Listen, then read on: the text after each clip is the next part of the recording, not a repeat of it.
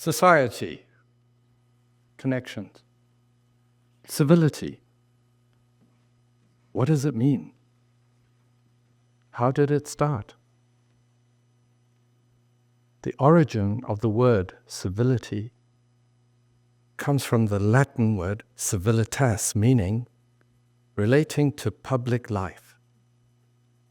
Civility is the why we behave the way we do. And we do so with 3 elements. 1, respect. 2, listening. And 3, disagreeing. Without being disagreeable. Etiquette is the how we're going to behave. As for connection, society, it means different things to different people at different times. So join me and let's go on a journey together about civility, connection, and society, and how we can best be civil in today's modern society.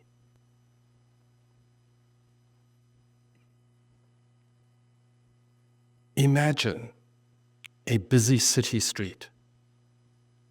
All around, the noise of honking horns and fragmented voices fill the air. People darting past one another, heads bowed to glowing screens like monks worshipping the gods of Wi-Fi. Headphones on, they cut the world out. They are totally immersed in this world. If a zombie apocalypse was to start, their first reaction would be, wait! Is there an app for this? And yet, beneath this chaos lies very painful truth that civility and connection is no longer about us being physically near one another and present. Now it means, is there Wi-Fi or not? Civility initiates etiquette, kindness, respect. These are the core value of human interaction. But now it's considered old-fashioned, discarded like a fax machine, phone books, and pages. So let me ask you, did anyone ever complain to you that they received too much kindness, too much respect? No, not at all. Too often, we forget that civility is the Wi-Fi signal of human connectivity. When it's weak, misunderstanding spreads, tensions rise, and we lose a part of us that makes us human. But when it's strong, divisions heal, strangers become allies, and we create a meaningful connection. Civility isn't reserved for the elite. It's for everyone. It's not about preciseness. It's about our willingness to communicate respectfully with others. Admittedly, connections have been redefined in today's world. We have 6 generations living side by side. And somehow we are more disconnected than ever. Each generation has its preferred way of communicating. Some prefer listening, some prefer seeing. And those who opt for online and texting through technology. Now, technology, valued by some, but not by all. It has given us instant virtual online access. But at the same time, it's introduced new ways to be rude. When we think about texts, there are 23 billion text messages sent a day. 16 million texts literally flying back and forth every minute. Yet, eye contact, the warmth of a handshake or a hug are minimal in comparison. Misinterpreting texts causes conflict. Remember that time when you were asked a question and you texted back, "Sure." And the response you got back, "Why are you so mad?" Suddenly, you were in a fight you didn't even realize you started.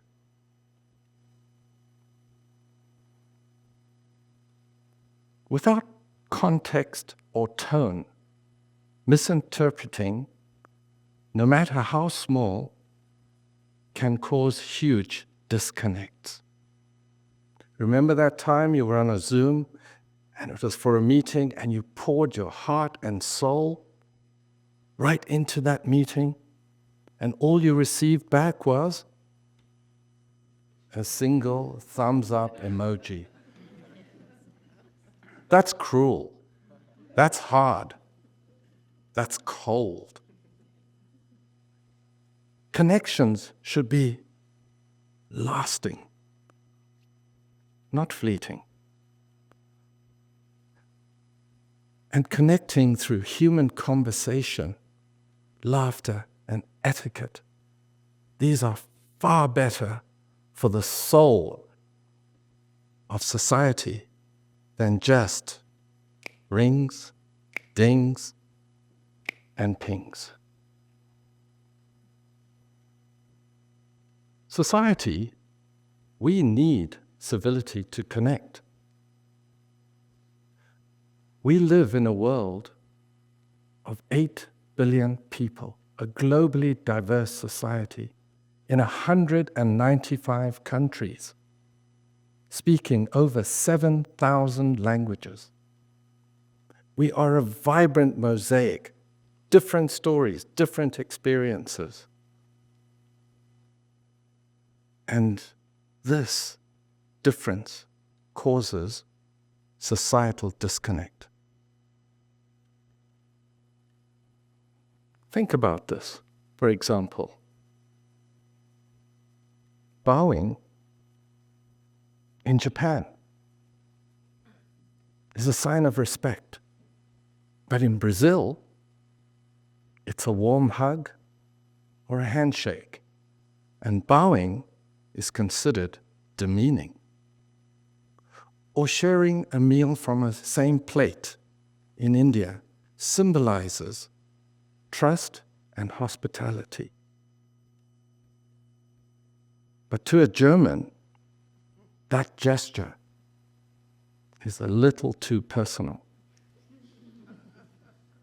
Or the Italian, visiting China for the first time and being offered chicken feet for breakfast. There's the Japanese who receives Scottish haggis. Some may say that these examples are culturally shocking. But should they be? without civility, differences create conflict. But with civility, differences open up opportunities where we can learn more about one another. I had a personal revelation a few years ago. I was at a wine tasting event in France, surrounded by total strangers from the four corners of the globe. I felt a bit like a bottle of sparkling water at a champagne party. And there was an iciness and there was a chill in the air. Personally, I prefer my champagne served like that and not the ambiance that I'm in. Well, it began. The process began. We received our wine, we sighted the wine, we swirled it elegantly, we nosed it, and then we sipped and we savored. I have to tell you, that was a magnificent Merlot. It was structured, it had balance, it had all the fruit that you could think of. It was a fantastic 2000 vintage. But then, something extraordinary happened. Looking around, this shared ritual had brought all the strangers together. This mood we had before changed. There was a warmth that wasn't present before, but now obvious. Who would have thought that a Merlot could become a Mer-High? Truly remarkable, truly remarkable. Applying these tasting steps to life is positively life-changing.